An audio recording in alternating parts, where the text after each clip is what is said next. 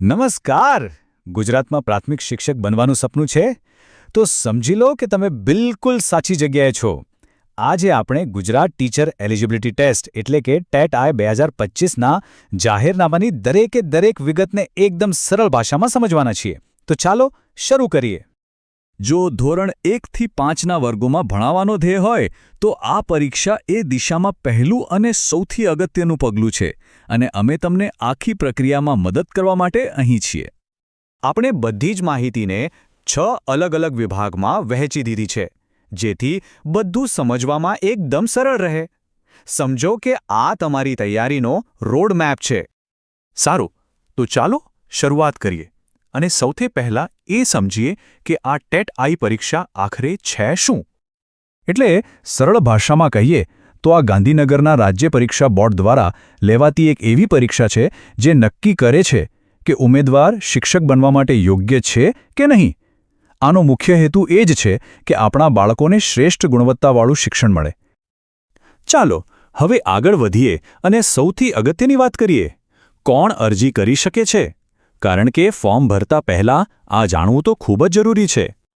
જુઓ, અહીં જે શૈક્ષણિક લાયકાત બતાવી છે એમાંથી કોઈ એક હોવી ફરજિયાત છે, જેમ કે HSC સાથે 2 વર્ષનો PTC કોર્સ, અથવા તો 4 વર્ષની બેચલર ઓફ એલિમેન્ટરી એજ્યુકેશનની ડિગ્રી, કે પછી સ્પેશિયલ એજ્યુકેશનમાં 2 વર્ષનો ડિપ્લોમા. આમાંથી એક લાયકાત હોવી જ જોઈએ. હવે પછીની સ્લાઇડ ખૂબ જ અગત્યની છે, એટલે કેલેન્ડર અને પેન તૈયાર રાખજો, કારણ કે આ તારીખો ચૂકવા જેવી નથી. તો આ રહી સમયરેખા. જુઓ, ઓનલાઈન અરજી 29 ઓક્ટોબરથી શરૂ થશે અને 12 નવેમ્બરે બંધ થઈ જશે. ફી ભરવા માટે 2 દિવસનો વધારાનો સમય મળશે, પણ મારી સલાહ છે કે છેલ્લી ઘડી સુધી રાહ ના જોતા. અને પરીક્ષાની સંભવિત તારીખ 14 ડિસેમ્બર છે, એટલે તૈયારી માટે સારો એવો સમય છે. હવે એ જાણવું પણ રસપ્રદ રહેશે કે પરીક્ષાનું માળખું કેવું હશે, બરાબર ને? ચાલો ત્યારે એના પરથી પણ પડદો ઉઠાવીએ અને એને બરાબર સમજીએ.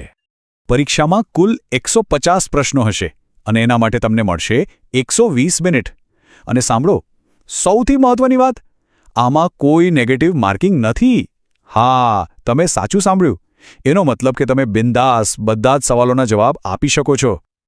આ ટેબલ પરથી એક વાત એકદમ સ્પષ્ટ થઈ જાય છે. પરીક્ષામાં 5 વિભાગ છે અને દરેકનું મહત્વ સરખું છે. બાળ વિકાસ, ગુજરાતી, અંગ્રેજી, ગણિત અને પર્યાવરણ. દરેકમાંથી 30-30 પ્રશ્નો, એટલે કે તૈયારી કરતી વખતે કોઈ પણ વિષયને ઓછો આંકી શકાય નહીં. આ ચાર્ટ જુઓ, આનાથી વાત વધુ સ્પષ્ટ થશે. દરેક વિષયને બરાબર 20%નું વેટેજ આપવામાં આવ્યું છે. મતલબ કે પેપર એકદમ બેલેન્સ છે. સફળ થવા માટે દરેક વિષય પર પકડ મજબૂત હોવી જરૂરી છે. ચાલો હવે થોડી પ્રેક્ટિસ. હવે વાત કરીએ પરીક્ષા ફીની. તો જનરલ કેટેગરીના ઉમેદવારો માટે ફી છે ₹350. પણ હા, અનામત કેટેગરીના ઉમેદવારો એટલે કે SC, ST, SEBC, PH અને EWS કેટેગરીના ઉમેદવારો માટે રાહત છે. એમના માટે ફી ઘટાડીને ₹250 રાખવામાં આવી છે. અને હવે આપણે આવી ગયા છીએ આપણા છેલ્લા અને સૌથી અગત્યના વિભાગ પર. ફોર્મ ફાઇનલ સબમિટ કરો એ પહેલાં કેટલીક બાબતો છે જેનું ખાસ ધ્યાન રાખવાનું છે. આ કેટલીક વાતો ખાસ યાદ રાખજો. પરીક્ષાનું માધ્યમ ફક્ત ગુજરાતી જ હશે. એકવાર ફોર્મ કન્ફર્મ થઈ ગયું પછી એમાં કોઈ સુધારો નહીં થાય. એટલે બધી વિગતો 2 વાર ચેક કરજો. તમારો કન્ફર્મેશન નંબર ખૂબ જ જરૂરી છે, એને સાચવીને રાખજો. ફી કોઈ પણ સંજોગોમાં પાછી નહીં મળે. અને હા, પરીક્ષાનો અભ્યાસક્રમ ગુજરાત બોર્ડના ધોરણ 1થી 5ના પુસ્તકો પર આધારિત હશે. અમે અહીં જાહેરનામાની બધી મુખ્ય બાબતોને આવરી લેવાનો પ્રયત્ન કર્યો છે. પણ એ વાત હંમેશા યાદ રાખજો કે કોઈ પણ માહિતીની ખાતરી કરવા માટે મૂળ સરકારી પરિપત્ર જ અંતિમ અને સાચો ગણાશે. સારું, તો હવે અરજી કરવાની પ્રક્રિયા તો એકદમ સ્પષ્ટ થઈ ગઈ, પણ હવે અસલી સફર શરૂ થાય છે, તૈયારીની. તો આ તૈયારી માટે તમારું પહેલું પગલું કયું હશે? શું તમે ટાઈમ ટેબલ બનાવશો કે પછી જૂના પેપર જોશો? જે પણ હોય, બસ શરૂઆત કરવી મહત્વનું છે. આ સફર માટે સૌને ખૂબ ખૂબ શુભેચ્છાઓ.